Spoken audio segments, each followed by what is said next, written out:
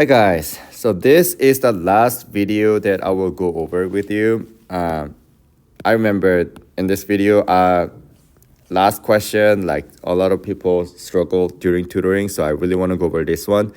So let's look at what we do here, okay? So I'm not sure if I should go over everything. I don't think so. So watch this one.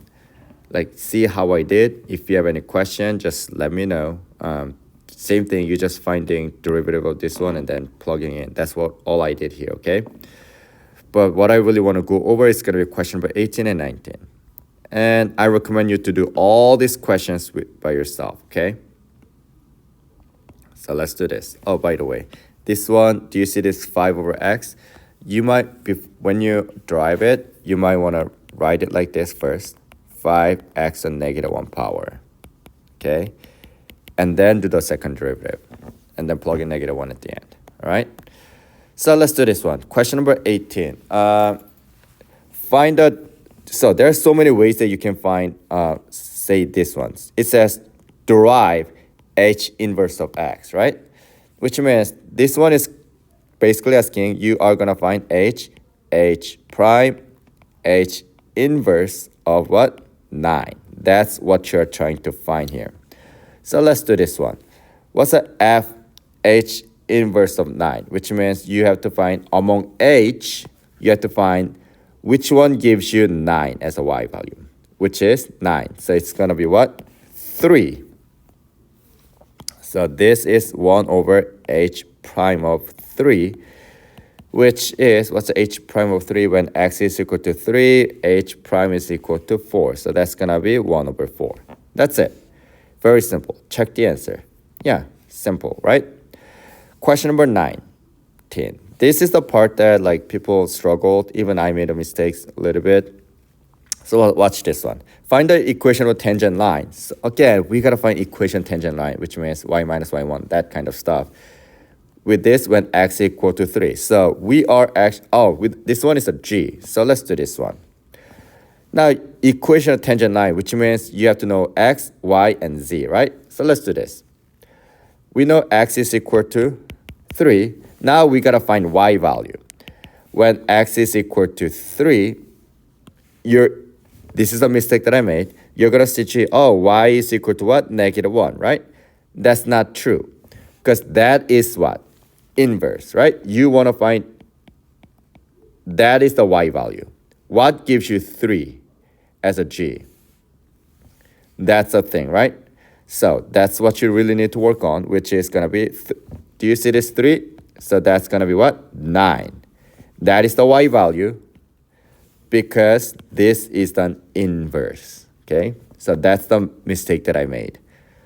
So remember, when x is equal to 3, you plug in 3 here. This thing is the y value. What's the g inverse of 3? 9. So let's do this.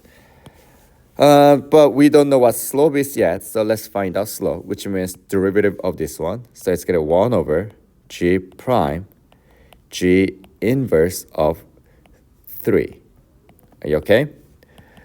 So g prime. Now g inverse of 3, it's the same thing. We already did it. We're not looking for this 3 here.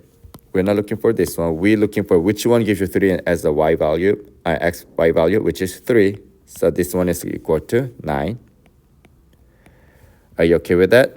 So do you see this 9? That is the y value, which is right here, okay? Now what's the g prime of 9? G prime of 9 is equal to 1. So that's the slope. So let's do this. Y minus, what's the y1?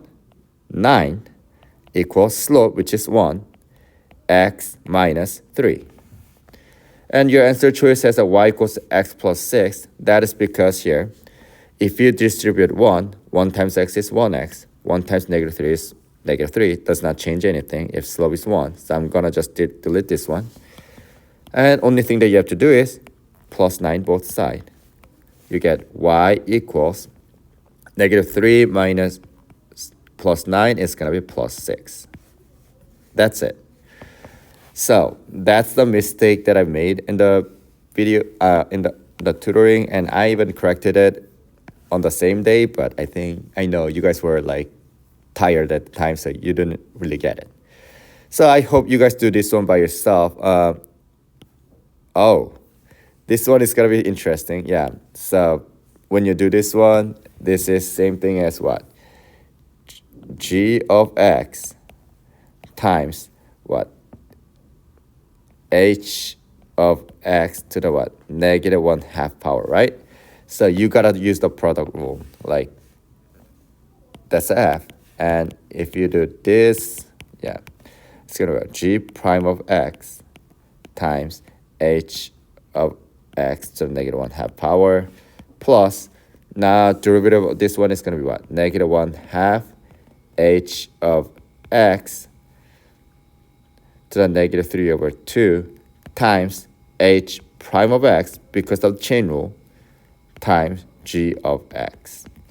Okay, and then what you gotta do is you gotta plug in 3. So yeah, this one is gonna be something, but I think it's doable. Like, what's a g prime of 3? You can get it pretty quickly. So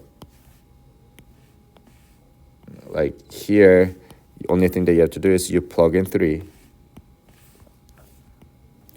and then figure it out. Like g prime of 3, when x is equal to g prime of 3 is negative 2 times h3. h3 is 9, but you gotta do what? That's what? 9 to the what? Negative 1/2 power. 9 to the negative 1/2 power. Positive times negative, negative 1/2. What's h3? h3 is what? Oh, it's the same thing. h3, 9. 9 to the negative 3/2 times h prime of 3 is 4 times, what's a g of 3? Negative 1, like that. So negative 3/2, this one, remember, it's going to be what? So 9 to the negative 1/2 power, right? This one is same thing as what? 1 over 9 to the 1/2 power. 1/2 power is what? 1 over square root of 9, which is 1 over 3. So that's what you need to know. Same thing, negative what? 3/2 power is same thing as 1 over 9, 3/2. That's same thing as 1 over what? Square root of 9 to the what? 3rd power. Wow, that's going to be such a big number. Did I do it right?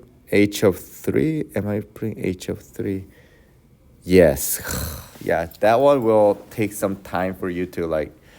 Oh, no, this one is easy. So 9 to the 3rd power, right? So this one is same thing as what? 9. I don't even need this one. Square root of 3, right? Square root of 9. And square root of 9 is 3, so it's going to be this, which is 27. Yeah, that's not that bad. I just used the property because you have a 3 of them. You can take out 1 9 because it's square root like that, okay? So that's about it, guys. If you want to know more about this technique, just let me know, or you might want to watch this video multiple times to get this one concept. But all these questions will be on your test, okay? So you have to know how to do this. 20 questions within 1 hour. I did it by myself. If I take time, it took about 45 minutes or 50 minutes for me. Or if I do it fast, I could get it done maybe within 25 minutes. Yeah, so which means if you really want to pass ACP, you really have to work on my speed, okay? And I think it's time for you to get better than me, so let's do this one. That's about it, guys. I love you. Bye.